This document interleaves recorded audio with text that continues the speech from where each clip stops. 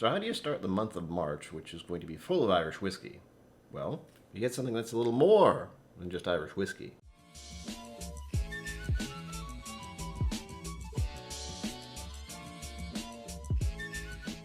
Greetings, my name is Brian. Welcome to KillCo Whiskey Musings. On today's episode, we have Keeper's Heart. I don't know much about it other than it says Irish and American on here. What the heck's going on? And before I forget, this is 43%. So here's the deal. This is Irish whiskeys blended with American rye whiskeys. We combine the unique qualities of Irish grain and single pot still whiskey with American rye whiskey for a remarkable drinking experience. I will say that there have been other videos by other channels that did just this that I have been unable to watch, at least at the time of this recording, simply because I want a blank slate on what I'm going to experience. Before I continue any further, thank you, Steve A., for donating this bottle to the channel. Steve, you're awesome.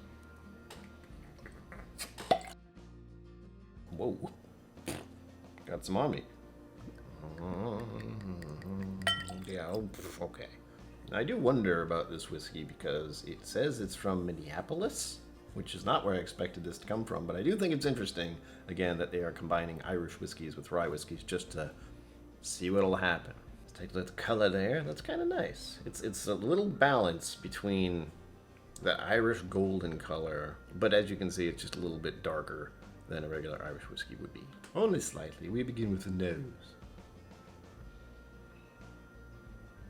I've smelled this before, and it's an Irish whiskey, but it's not a very expensive Irish whiskey. That's my experience from what I just got. Not too much rye showing. Not much rye nose. Why? Not much rye showing up on the nose. It's funny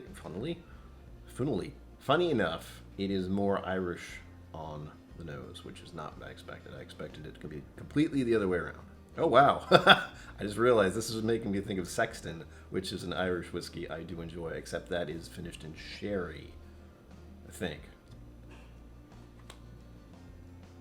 This is also making me think of another interesting mix, a video I actually did, and I'll put right there, of an Irish whiskey called the Dead Rabbit. So it's two different Irish whiskeys it's making me think of right off the bat.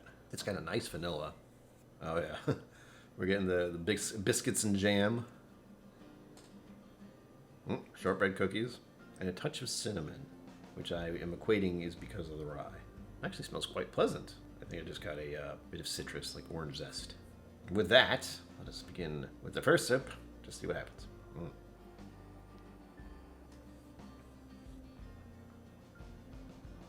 Already more than I expected. Huh. There's a little spice kick right in the middle. It kind of, one of those. Still a little bit thin as far as the first taste, but I'm going to hold it in my palate, see what comes from it.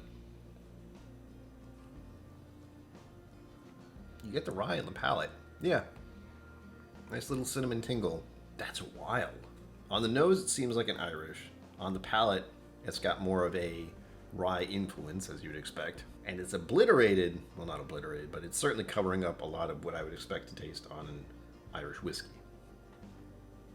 Oh yeah.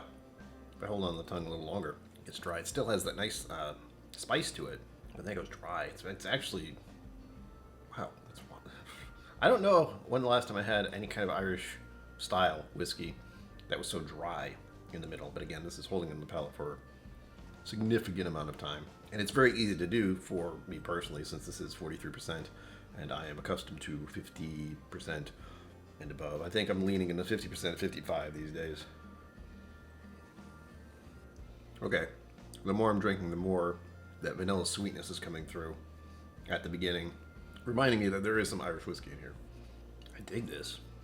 I want to put this in a lineup of Irish whiskeys now, so although the Dead Rabbit whiskey I had is long gone, I still do have a Sexton over there, and that's going to be wildly different, of course, since it's sherry finished, but I'm just curious to compare this to other Irish whiskeys so I can better understand what this rye impact is doing, because it is absolutely changing it, and I wouldn't say it's in a bad way. This is actually quite interesting as far as a type of whiskey goes. Have another? All right. It's absolutely making me think of some type of sugar cookie with a little bit of cinnamon dusted on top of it. Oh, with a little, what? Okay. Okay, it's a type of sugar cookie, but it's got vanilla icing that's been tubed onto it, just like a little bit of vanilla icing on top, and then dusted with some cinnamon. And that sounds freaking delightful, and I want cookies right now. The texture is not too bad either. Initially I thought it was kind of thin, but as I've been sipping on it, it has remained at a decent texture, and I can only assume that is from the pot still. I love me a good Irish whiskey, as some of you know, and this is very pleasant. It's a weird contrast to think of something as different as Irish whiskey and rye whiskey, and then just slap them together to see what happens. And I think they did this very well. I'm actually quite surprised by this. I was expecting something that, either too far one way or too far the other, and they've kind of landed in a nice safe zone where you could give this to someone who's where you could give this to someone who is just getting into whiskey as an aside. Here's an Irish whiskey, here's this other Irish style whiskey that has some rye to it, and then maybe you have something else after that, like a lower proof Scotch. What a pleasant surprise. I wasn't really sure what to get from this, and I have actively been avoiding the videos that had this in it, but now I know that this is something to try if you're a whiskey enthusiast, simply because it is an interesting and unique idea. And I hope to see more things like this in the future, and I'm certainly more interested in what Keeper's Heart is doing now. So thank you, Steve A., for getting me this bottle. I appreciate it. So I have very little left in my glass. As always, live long and prosper. Don't forget to be awesome. And I'll see you out there. Thank you for joining me on KillCo Whiskey Musings. You can find my social media and Patreon in the links below. Be sure to like, subscribe, and I'll see you next time.